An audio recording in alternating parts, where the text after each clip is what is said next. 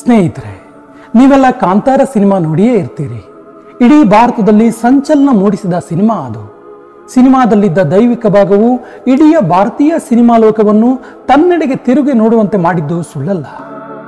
ಇನ್ನೇನು ಕೆಲವೇ ತಿಂಗಳುಗಳಲ್ಲಿ ಅದರ 2ನೇ ಭಾಗ ಕೂಡ ಬೆಳ್ಳಿ ಪರದೆಯ ಮೇಲೆ ಕಂಗೊಳಿಸಲಿದೆ. ಈ ಸಿನಿಮಾದಲ್ಲಿ ಕಂಡುಬರುವ ಕರಾವಳಿ ಭಾಗದ ಅದ್ಭುತವಾದ ದೈವಿಕ ಶಕ್ತಿ ಪಂಜುರ್ಲಿಯ ಕಥಾನಕದ ಬಗ್ಗೆ ಇವತ್ತಿನ ವಿಡಿಯೋದಲ್ಲಿ ತಿಳಿದುಕೊಳ್ಳೋಣ. ಕರಾವಳಿ ಗಂಡು ಭೂಮಿ ಎನಿಸಿದ ನೆಲ. ಪರಶುರಾಮರ ಕ್ಷೇತ್ರವೆಂದೇ ಕರೆಯಲಾಗುವ ಕರಾವಳಿಯು ಅನೇಕ ದೈವಗಳು ನೆಲೆಯಾದ ಸ್ಥಳ. ಈ ಅವಿಭಜಿತ ದಕ್ಷಿಣ ಕನ್ನಡ ಜಿಲ್ಲೆ ಮತ್ತು ಕಾಸರಗೋಡಿನ ಕೆಲವು ಭಾಗಗಳಲ್ಲಿ ಪೂಜಿಸಲ್ಪಡುವ ಪ್ರಮುಖ ದೈವವೇ ಪಂಜುರ್ಲಿ. ಈ ಪಂಜುರ್ಲಿ ಎಂಬ ಪದವು ಸಾಂಪ್ರದಾಯಿಕವಾಗಿ ಪಂಜಿದ ಕುರ್ಲೆ ಎಂಬ ತುಳು ಭಾಷೆಯ ಪದದಿಂದ ಬಂದಿದೆ. ಇದರ ಅರ್ಥ ಎಳೆಯ ಕಾಡು ಹಂದಿ ಎಂಬುದೇ ಆಗಿದೆ. ಕಾಡಿನ ಎಳೆಯ ಹಂದಿಯೊಂದು ದೈವಿಕ ಶಕ್ತಿ ಪಡೆದ ಕಥೆಯೇ ಒಂದು ರೋಚಕ. ಹಿಂದೆ ತುಳುನಾಡಿನ ಪಕ್ಕದ ಘಟ್ಟದ ರಾಜ್ಯದಲ್ಲಿ 2 ಕಾಡು ಹಂದಿಗಳು ವಾಸಿಸುತ್ತಿದ್ದವು. ಆ ಕಾಡು ಹಂದಿಗಳು ಕಾಡಿನಲ್ಲಿ ಅಣ್ಣ ತಂಗಿಯರಾಗಿ ಬಾಳುತ್ತಿದ್ದವು. ಈ ಹಂದಿಗಳಿಗೆ ಮುಂದೆ ಸತಿಪತಿಗಳಾಗಿ ಸಂತಾನ ವೃದ್ಧಿಗಳಿಸಬೇಕೆಂಬ ಇಚ್ಛೆಯಾಯಿತು. ಗಂಡು ಹೆಣ್ಣು ಹಂದಿಗಳು ತಮ್ಮೊಳಗೆ ಚರ್ಚಿಸಿ ಒಂದು ನಿರ್ಧಾರಕ್ಕೆ ಬಂದವು. ಅವು ನೇರವಾಗಿ ಕುಕ್ಕೆಯ ಕ್ಷೇತ್ರಕ್ಕೆ ತೆರಳಿದವು.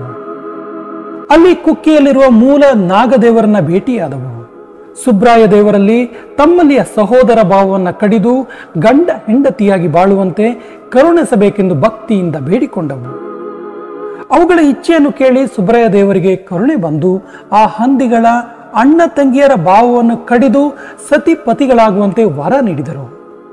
ಹಂದಿಗಳು ಇದರಿಂದ ಸಂತಸಗೊಂಡು ಕಾಡನ್ನು ಪ್ರವೇಶಿಸಿದವು. ಅವುಗಳ ಅನ್ಯೋನ್ಯ ಬದುಕಿನ ಸಂಕೇತವಾಗಿ ಆ ಹಂದಿಗಳಿಗೆ 4 ಮರಿ ಹಂದಿಗಳು ಹುಟ್ಟಿಕೊಂಡವು. ಹಂದಿ ಮರಿಗಳಲ್ಲಿ ಒಂದು ಮರಿಯು ಈಶ್ವರ ದೇವರ ಹೂದೋಟವನ್ನು ಪ್ರವೇಶಿಸಿತು. ಆ ಹಂದಿ ಮರಿಯ ಅಂದ ಚಂದದ ರೂಪವನ್ನು ಕಂಡು ಈಶ್ವರ ದೇವರ ಪತ್ನಿಯಾದ ಪಾರ್ವತಿ ದೇವಿ ಮೋಹಗೊಂಡರು. ಅದನ್ನು ಅತ್ಯಂತ ಪ್ರೀತಿಯಿಂದ ಸಾಕಿ ಸಲಹತೊಡಗಿದರು. ಆ ಮರಿಯು ಬೆಳೆಯತೊಡಗಿದಂತೆ ಎಲ್ಲೆಂದರಲ್ಲಿ ತಿರುಗಾಡತೊಡಗಿತು. ಕೊನೆಗೆ ತನ್ನ ದಾಡೆಯಿಂದ ಈಶ್ವರ ದೇವರ ಹೂದೋಟವನ್ನು ಹಾಳುಗೆಡವಲು ಪ್ರಾರಂಭಿಸಿತು. ಹಂದಿಯ ಉಪಟಳವು ಸಹಿಸಲು ಅಸಾಧ್ಯವಾಯಿತು. ಕೊನೆಗೆ ಪರಮೇಶ್ವರ ಕುಪಿತರಾಗಿ ಅದನ್ನು ಕೊಂದೇ ಬಿಟ್ಟರು. ಈ ವಿಷಯ ತಿಳಿದಾಗ ಪಾರ್ವತಿ ದೇವಿ ಬಹಳ ದುಃಖಪಟ್ಟರು.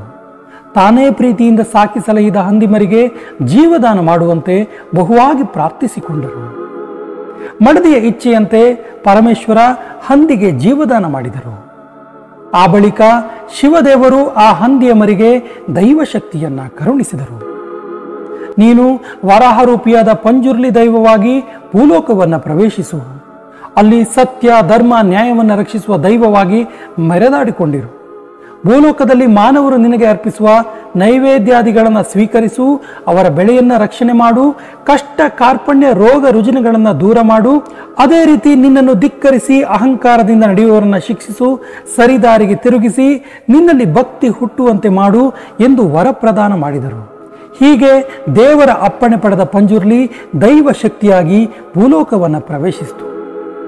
ಅಂದಿನಿಂದ ಈ ಪಂಜುರ್ಲಿಯು ಅನೇಕ ಹೆಸರುಗಳೊಂದಿಗೆ ಈ ಕರಾವಳಿ ಭಾಗದಲ್ಲಿ ಪೂಜಿಸಲ್ಪಡುತ್ತಿದೆ. ಸ್ನೇಹಿತರೆ, ಈ ದೈವದ ಕುರಿತಾದ ದಂತಕಥೆಯನ್ನು ಕರಾವಳಿಗರು ಪದೇ ಪದೇ ನೆನಪಿಸಿಕೊಳ್ಳುತ್ತಾರೆ. ಪಂಜುರ್ಲಿ ದೈವದ ಕುರಿತಾದ ಈ ಕತೆ ತಮಗೆ ಇಷ್ಟವಾಗಿದೆ ಅಂತ ಭಾವಿಸುತ್ತಾ ಇವತ್ತಿನ ವಿಡಿಯೋಗೆ ಪೂರ್ಣ ವಿರಾಮ ಹಾಕುತ್ತಿದ್ದೇವೆ. ಮುಂದಿನ ವಿಡಿಯೋದಲ್ಲಿ ಇನ್ನೊಂದು ಇಂಟ್ರೆಸ್ಟಿಂಗ್ ಫ್ಯಾಕ್ಟ್ನೊಂದಿಗೆ ಎದುರಾಗ್ತೀವಿ. ಜೈ ಹಿಂದ್.